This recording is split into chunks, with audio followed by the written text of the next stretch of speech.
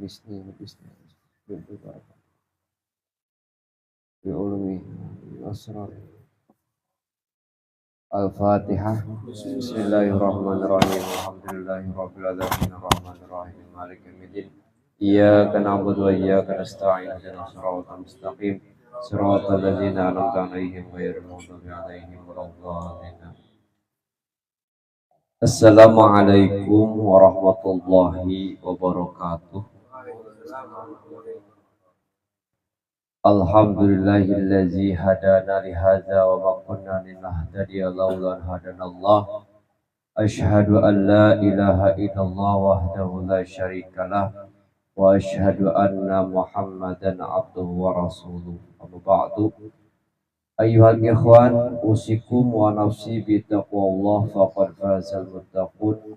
Ilahi anta maqsudi wa ridhaka matlubi a'tini mahabbataka wa ma'rifatak.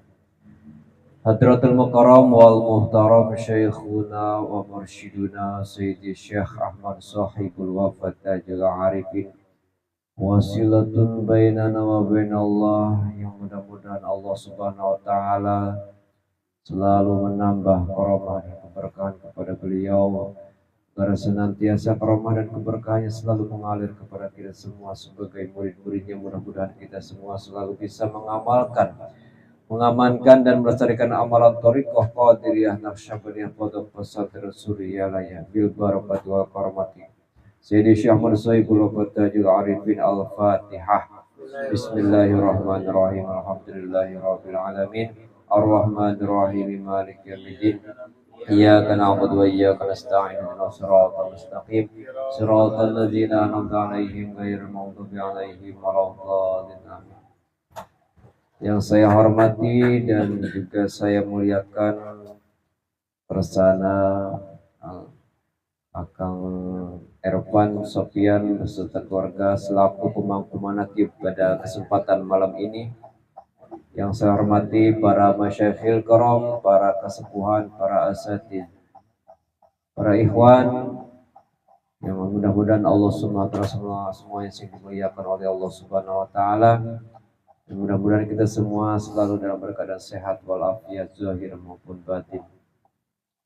Pertama-tama marilah kita panjatkan puja-puji beserta syukur kehadirat Allah yang Maha Ghafur, yang alhamdulillah pada kesempatan malam kali ini kita selalu bisa berkumpul kembali bermuajahah dalam rangka khidmah amalia dan khidmah ilmiah manaqib Sultan Aulia Syekh Abdul Qadir Al-Jailani Qaddasallahu sirran nurani. Mudah-mudahan langkah demi langkah kita semua dari masing-masing rumahnya ke tempat yang mulia ini dijadikan amal soleh yang diterima oleh Allah Subhanahu wa Ta'ala, dan mudah-mudahan kita semua diampuni segala dosa-dosanya berkah dengan hadir dalam acara majlis manaqib. Salawat beserta salam semoga terlimpah luahkan kepada baginda Habibana Syafi'ina wa Maulana Muhammad sallallahu alaihi wasallam, juga kepada keluarganya, kepada sahabatnya, termasuk kepada kita semua sebagai umatnya. Mudah-mudahan kita semua mendapatkan syafaatul uzma di yaumil qiyamah. Amin ya Allah ya rabbal alamin.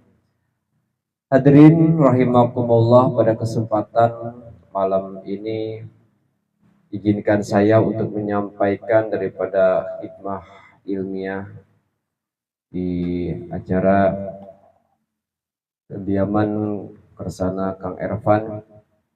Ada beberapa yang harus kita ketahui di dalam rangka kita sedang belajar untuk bisa menapaki apa yang ada di dalam perjalanan guru mursyid kita. Kita sekarang sedang menapaki jalan itu agar senantiasa kita bisa sampai kepada hadrat Allah Subhanahu wa Ta'ala dengan perjalanan yang selalu dibimbing rohani oleh beliau. Mudah-mudahan kita semua bisa sampai kepada Allah Subhanahu wa Ta'ala. Tentunya hal itu tidak mudah. Ada beberapa yang perlu kita ketahui di dalam perjalanan ini yang bisa mempercepat kita perjalanan ini menuju Allah Subhanahu wa Ta'ala. Di dalam kitab Iqazul Himam karya Syekh Ibnu Ajibah halaman 134 sampai 135 ada 8 adab antara seorang murid kepada Syekh Mursyid, yang itu ketika 8 kita laksanakan, 8 adab ini kita laksanakan, insya Allah ini akan mempercepat kita dalam perjalanan menuju Allah Subhanahu wa Ta'ala. Adab ini adalah, di dalam kitab ini dijelaskan, Bismillahirrahmanirrahim, wa amal adabu allati takunu ma'a syaikhi famarjuha ila samaniyata umurin arba'atun zahiratun wa arba'atun batinatun. Adapun adab yang ada pada syekh disebabkan oleh 8 perkara, 4 perkara yang zahir dan 4 perkara yang batin. Fa amma zahiratu fa awwaluha imtisalu amrihi wa in zahara lahu khilafuhu wajnabu nahyahu wa in kana fihi khitfuhu fa khata'u syaikhi ahsanu min sawabil murid. Adapun adab yang zahir, yang pertama adalah mentaati perintahnya, mentaati perintah Syekh Mursyid meskipun ia terlihat tidak setuju, dan menghindari larangannya meskipun itu berarti ia akan mati, maka kesalahan syekh itu lebih baik daripada kebenaran muridnya. Hadirin rahimakumullah, di dalam adab zahir yang pertama ini maksudnya adalah ketika kita ingin berjalan menuju Allah Subhanahu wa Ta'ala di bawah bimbingan seorang Syekh Mursyid, kita harus tahu adab-adaban. Adab-adaban inilah yang nanti akan menentukan kita di dalam perjalanan. Adab yang pertama adalah mentaati perintahnya meskipun ia terlihat tidak setuju. Seperti apa contohnya? Seperti halnya kita, mungkin kalau kita memiliki ilmu, ada beberapa ilmu yang sepintas lalu itu bertentangan dengan keilmuan yang pernah kita pelajari dahulu. Salah satu contoh seperti ada sholat yang sambil duduk, ya kan? Sambil duduk dalam keadaan sehat, sholat sunnah itu di dalam ilmu fikih hukumnya boleh, tapi pahalanya hanya setengahnya. Ya. Tapi guru mursyid memerintahkan untuk melakukan sholat itu sambil duduk, diantaranya sholat di syukri nikmat sambil duduk, sholat sunnah ba'diyah isya ya sambil duduk, terus ada lagi sholat sunnah lidafil bala sebelum subuh. Nah itu, bahkan ada satu lagi yaitu ba'diyah zuhur yang 2 rakaat kedua. Sholat ba'diyah zuhur itu kan 4, 2 rakaat pertama itu berdiri, 2 rakaat kedua itu duduk.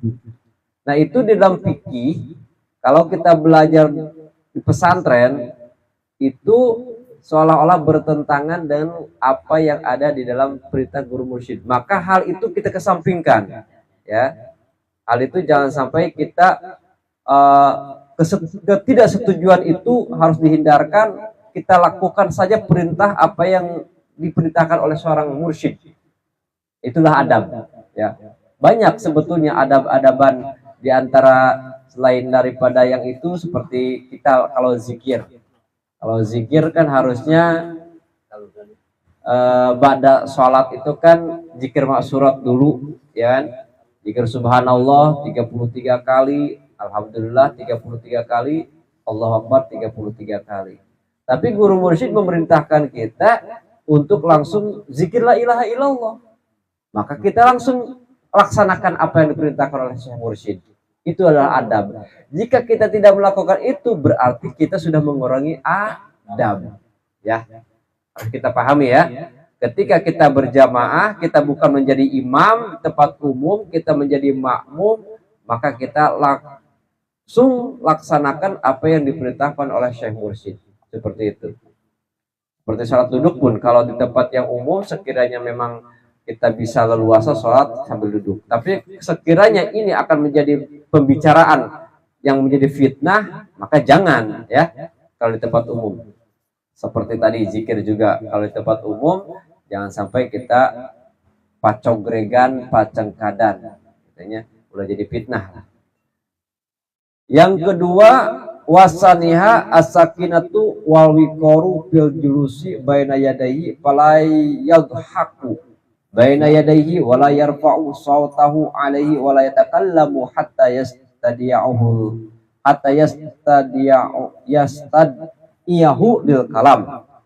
Adab yang kedua seorang murid kepada Syekh Mursyid adalah ketenangan dan kewibawaan dalam duduk di hadapannya, sehingga ia tidak tertawa di hadapannya, tidak meninggikan suaranya, dan tidak berbicara hingga ia memanggilnya untuk berbicara.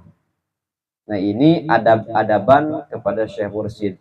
Kalau kalam ini seolah-olah memang ini kalam yang Syekh Mursyid yang masih ada, artinya mursyid yang masih hidup. Tetapi ini bisa juga dikiaskan ke dalam kehadiran ruhani seorang Syekh Mursyid. Ketika kita meyakini di dalam majelis-majelisnya Syekh Mursyid itu guru mursyid hadir. Salah satu contoh adalah Amaliyah Manaqib sekarang. Ya. Jadi kalau kita meyakini seorang Syekh Mursyid hadir di hadapan kita, maka kita harus bisa menjaga adab itu di hadapan beliau. Ya. Kira-kira yakin gak nih guru mursyid kita hadir di sini? Insya Allah ya. Harus yakin. Karena menurut Syekh Abdul Qadir Al-Jailani, iza quri'a manaqibi inni yahduru ilaihi. Apabila dibacakan manaqibku, aku hadir di tempat yang dibacakan manaqib tersebut. Ya. Maka ketika kita manaqib itu, yang hadir itu bukan saja Syekh Mursyid kita, tetapi Sultanul Auliya Syekh Abdul Qadir Al-Jailani. Maka ketika kita bisa meyakini itu, kita harus bisa menjaga adab-adaban terhadap seorang wali, dari mulai Tuan Syekh Abdul Qadir Al-Jalil sampai kepada Syekh Mursyid kita. Selanjutnya wasalisuha al-mubadaratu ila khidmati bil qadril imkan bin nafsi au bi malihi au bi qaulihi. Fa khidmatu rijal sababul risali lil maulal mawali. Adab yang ketiga seorang murid kepada Syekh Mursyid adalah bersegera di dalam berkhidmah kepadanya semaksimal mungkin.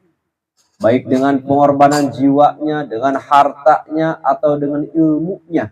Berkhidmah kepada seorang wali adalah sebab sampainya, sebab usulnya kepada Allah Subhanahu wa Ta'ala. Nah, ini ada yang ketiga, ini adalah kita mengorbankan jiwa. Seperti adanya lembaga GMPS. Ya. Kita membantu keamanan acara manaqib di pusat Suryalaya, membantu keamanan acara di Masjid Baitul Ikhlas, Masjid Baitul Akhfa. Ada lagi lembaga Ibu Bela, ibu-ibu mengorbankan jiwa raganya memasak di dapur. Apalagi tukang parkir misalkan, itu GMPS juga. Dia korbankan jiwa raganya sejak khidmah kepada Syekh Mursyid. Atau dia berkorban dengan hartanya. Kita punya harta, ketika ada acara manaqib kita sering lihat di grup, ada yang nge-share donasi-donasi acara manaqib di Masjid Baitul Akhfa, Masjid Baitul Ikhlas.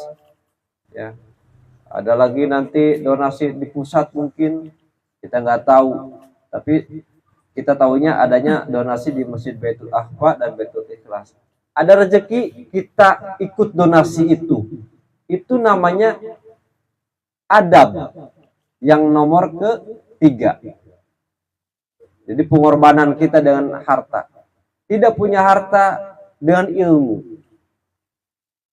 Seperti halnya para mubalighah, para da'in. Mereka mengorbankan ilmunya, bukan mengorbankannya, mengamalkan ilmunya mensedekahkan ilmunya kepada para ikhwan wal akhwat untuk senantiasa saling mengamalkan apa yang ada di dalam pelajaran bertorikoh. Nah, berkhidmah kepada seorang wali adalah sebab usulnya kita kepada Allah Subhanahu wa Ta'ala. Maka kalau kita ada tenaga, kita jadi GMPS, ada harta, kita jadi dermawan, ada ilmu, kita amalkan, kita sampaikan. Itu bentuk khidmah kita. Dan itu adalah adab yang nomor 3 kepada Syekh Mursyid. Warabiuha dawamu huduri majlisi fa illam yakun fatakrirul wusuli ilahi iz biqadri takrirul wisali ilahi yuqarribul wisali famaddadu syekhi jarun kasakiyati awil kodusi beja gopala anil anis sakiyahi awil kodusi tahzamun wang qata'al ma'u ila ghairihi. Yang keempat adalah terus menerus menghadiri majelisnya. Dan jika tidak, maka terus menerus berhubungan dengannya. Seperti kita nih, ya, hadir manakiban. Ini namanya kita terus menerus menghadiri majelis manakib Bangsa Abah. Malam kita hadir manakib di Kang Rudi. Malam ini di Kang Ervan. Besok hadir lagi manakib di Baitul Akhfa. Malamnya lagi mungkin ada manakiban lagi. Hadir terus. Nah, terus menerus menghadiri majlisnya seorang Syekh Mursyid itu menjadi sebab usulnya kita kepada Allah Subhanahu wa Ta'ala. Jadi bahasa orang tema tukang mana sebutnya pemburu manakib. Di mana ya manakib kayak itu hadiran. Ya. Jadi geus balik resep. Ternyata itu adalah jalan usul tereh nepi ka Gusti Allah. Lamun orang terus-menerus hadir manakib, ya. Karena itu salah satu adab nomor 4 kalau kita sering hadir manakib.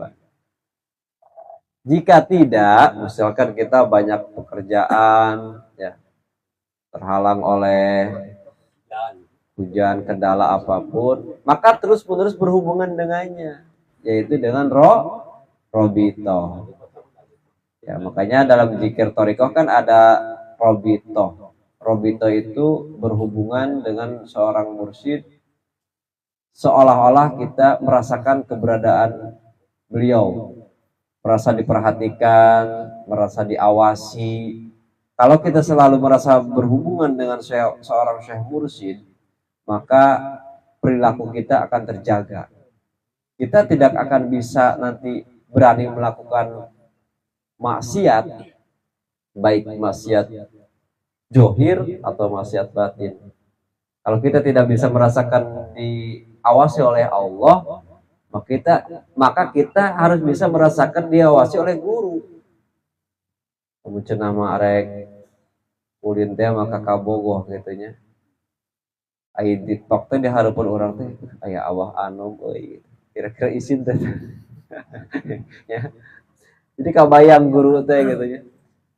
Emut kana kisah ieu teh ya kisah ada orang yang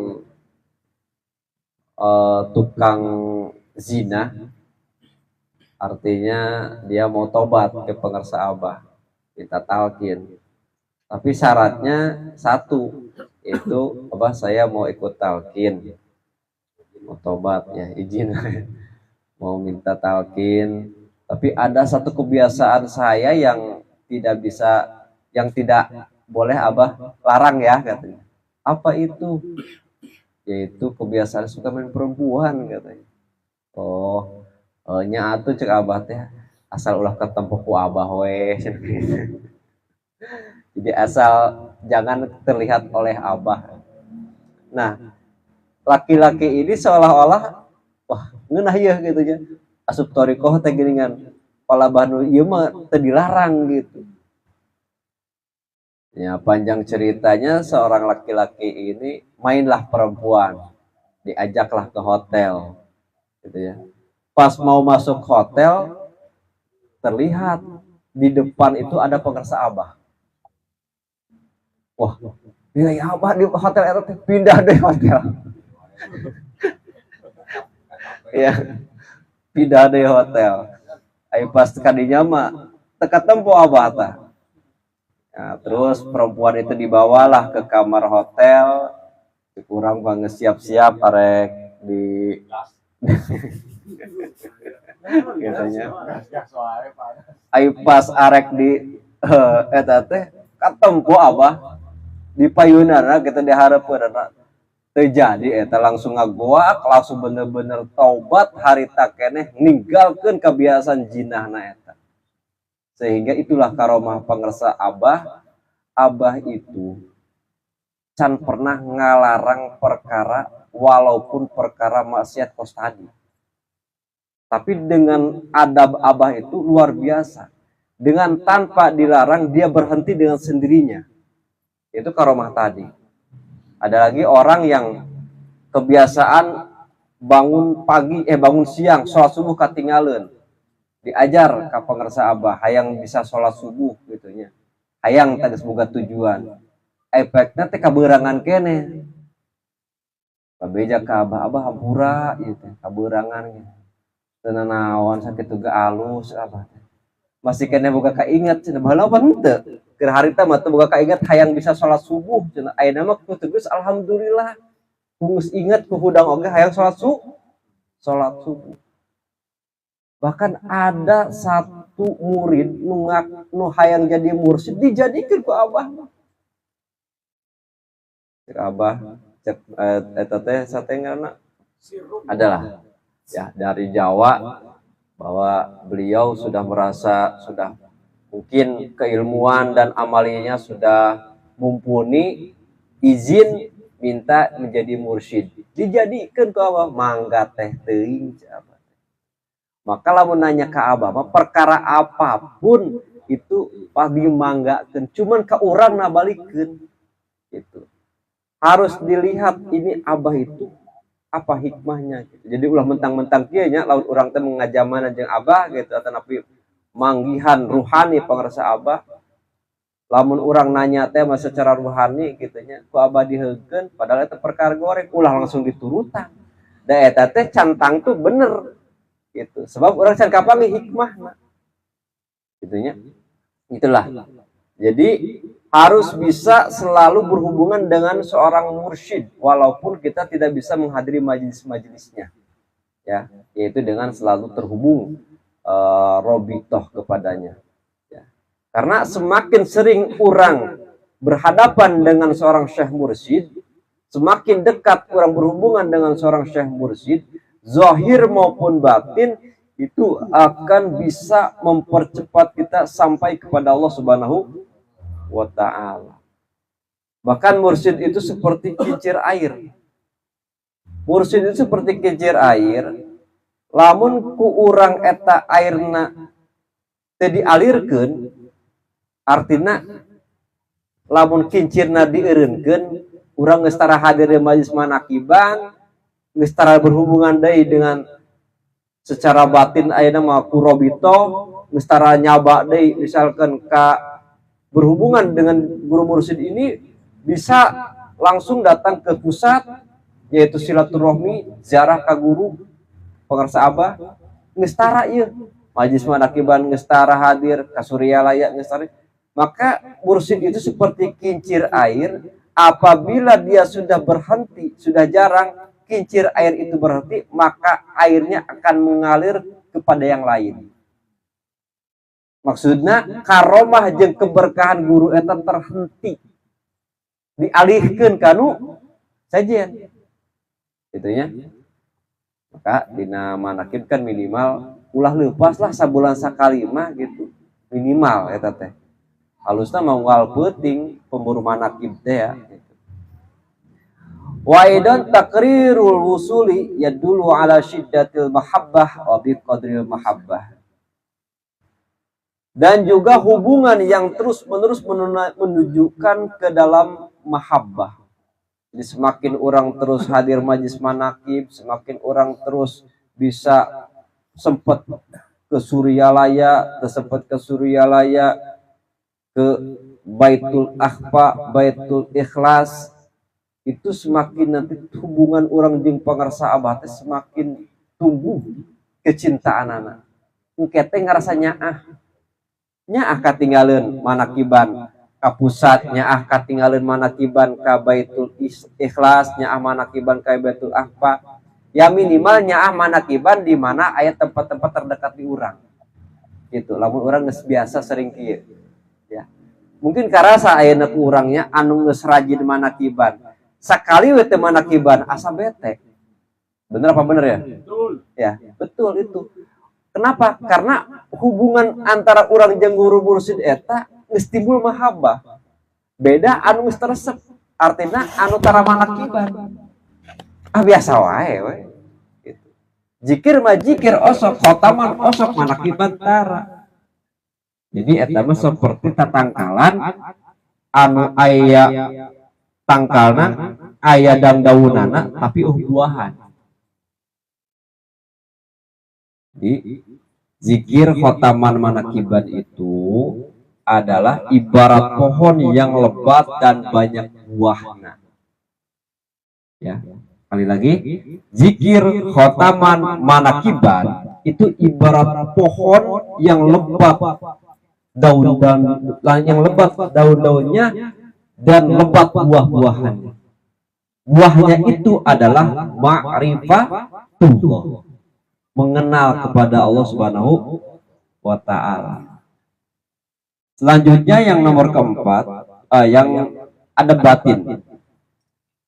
Wa amal adabul batinatu fa awwalu i'tiqadu kamalihi wa annahu ahlu lisyuyukhati wa tarbiyati di jam'ihi baina syariatin wa haqiqatin wa baina jazbin wa sulukin wa nau ala qadami Nabi sallallahu alaihi wasallam. Adapun adab batin itu ada 4. Yang pertama adalah keyakinan terhadap kesempurnaannya, bahwa dia adalah guru besar dan sosok pendidik yang mampu menggabungkan antara syariat dan hakikat, antara jajab dan suluk, dan bahwa dia berada di kaki Nabi Muhammad Shallallahu Alaihi Wasallam. Jadi harus yakin bahwa guru mursyid kita pangarsa Abah Anu itu seorang guru yang sempurna, kamil, ya, sempurna dan menyempurnakan. Jadi seorang wali mursyid yang kamil itu seorang wali yang sempurna dirinya dan bisa menyempurnakan murid-muridnya untuk bisa menjadi walinya, untuk bisa menjadi kekasih Allah Subhanahu wa ta'ala. Dan dia adalah sosok guru besar dan pendidik yang mampu menggabungkan antara syariat dan hakikat. Harus yakin itu. Kalau kita tidak yakin, maka tidak akan bisa sampai kepada Allah. Itu namanya mengurangi adab. Harus yakin juga bahwa guru ini bisa menghantarkan muridnya dari jajab sampai suluk. Jajab itu makompana. Kalau suluk itu ya tarbiyah, dari mulai kita belajar nyucuk ke rumah pakai tapak lah, sambil berjalan. Kalau jajab itu orang yang langsung ditarik oleh Allah sehingga fana. Kalau suluk itu dari makom pertama marifatul asma, terus naik lagi marifatul af'al, marifatul sifat, marifatul zat. Kalau jajab itu langsung pada marifatul zat, artinya sudah fana. Nah itu para mursyid bisa sampai seperti itu. Ya. Wasaniha ta'zimu wa hifdhu hurmati wa iban au hadiran wa tarbiyatu mahabbati fi qalbi wa huwa dalil sidquhu wa bi qadri tasdiqi yakunu paman la sadaqalahu la sayralahu wala baqiya fi ma'asyaikhi alfasanatin. Yang kedua, adab batin yang kedua adalah memuliakannya, menjaga kehormatannya ghaib maupun hadirnya, serta memupuk rasa cinta padanya di dalam hati kita. yang merupakan bukti kepercayaan dirinya. Barang siapa yang tidak memiliki keikhlasan kepada gurunya, maka dia tidak akan bisa berjalan. Maka jika dia tinggal bersama syekhnya, walaupun 1000 tahun lamanya, dia tidak akan bisa wusul kepada Allah. Kalau selama kita tidak ikhlas, ya, tidak memuliakan guru, malah ngomongkan guru, gitu ya. Oh, udah tahu. Arek 1000 tahun tak cicing jeung guru, mual nepi ka Gusti Allah. Sebab geus goreng Adam. Gitu ya. Maka di hadapan guru itu zahir maupun batin, ya. Memuliakan guru itu wajib.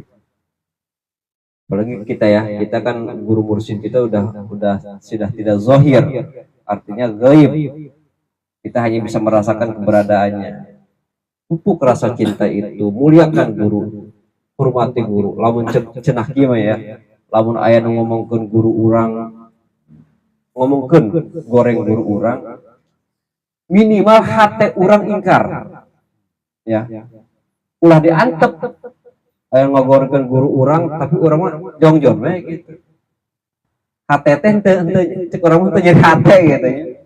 Tapi jangan diluapkan sakit hati itu seperti yang modal di medsosnya, di Facebook, teu kudu geus eta mah. Kembalikan deui ka Gusti Allah Subhanahu wa taala, ngan minimal hate urang merasa sakit hati ketika guru di hina atau dijelekan seperti itu ya. Supaya apa? Supaya merasa kita ini tetap menghormati beliau, tetap mencintai beliau. Wa salisuha in izaluhu an aqlihi wa riyasatihi wa amalihi wa ilmi illa ma yaridu alaihi min qibali syaikhihi. Ketiga, memisahkan dirinya dengan pikirannya, kedudukannya, amal dan ilmunya, kecuali apa yang diberikan oleh syekhnya. Ini adab yang ketiga, yang batin adalah memisahkan pikiran. Pikiran itu misalkan, kok iya guru ngajak anu teu bener gitu, contohnya, contoh. Itu pikiran-pikiran itu hilangkan. Kedudukan, urang ngaguru. Cek urang teh urang pejabat. Pan aing teh presiden. Contoh ya, lihat coba presiden SBY, siapa lagi? Gus Dur, Soeharto, ya kan? Ketika datang ke pengersabah, ya, kedudukan itu mereka dibelakangkan, dihilangkan dulu. Amal kita, ilmu kita, ulah ngarasa loba amal, urang ngarasa loba ilmu. Dia harapan guru mah urang kudu 0 0 cenah cek pengersabah jajan temanya. Kudu 0, kudu 0. Urang rumasa teu boga amal, rumasa teu boga ilmu di harapan guru mah. Pasrahkeun we di harapan guru mah jadi jelema bodoh. Gitu. Ulah ngarasa boga ilmu, boga amal di harapan guru, komo boga kedudukan mah. Urang pejabat di hadapan guru kudu dimuliakeun gitu. Datang ke Suryalaya misalkan jadi pejabat, puntennya di Suryalaya ki abdi pemikan itu oyahna we karpet merah amparkeun gitu. Eta geus jauh ya mah gitu nya. Karena wusulna ka Gusti Allah geus goreng adab. Terakhir, wa rabiha ingdal intiqali anhu ila ghairi wa hadza indahum min akbahi kulli qabihin wa na'i kulli syani'in wa huwa sababu taswisi bazratil iradati wa tabsudu syajaratil iradati li fasadil asliha. Nah, ini adab yang terakhir adalah adab yang paling buruk nih. Adab batin yang keempat adalah ketika berpindah darinya ke sesuatu yang lain. Misalkan pindah mursyid. Imam guru mursyidna teu aya nya deui anu hirup guruna. Mursyid pangarsa abah anu mah geus maot pan. Geus moal bisa ngabimbing deui. Cek urang teh nah hate teh nya neangan deui guru gitu. Anu hirup. Da logika manehna mah bimbingan mursyid itu seperti bimbingan guru biasa anu kudu dipagahan alif batasa gitu nya. Aya sorogan kos kieu ngaji kieu kos kieu ieu gitu nya. Sangkaan teh kos kitu. Teu bisa ngabedakeun antara bimbingan ruhani dengan bimbingan jasmani.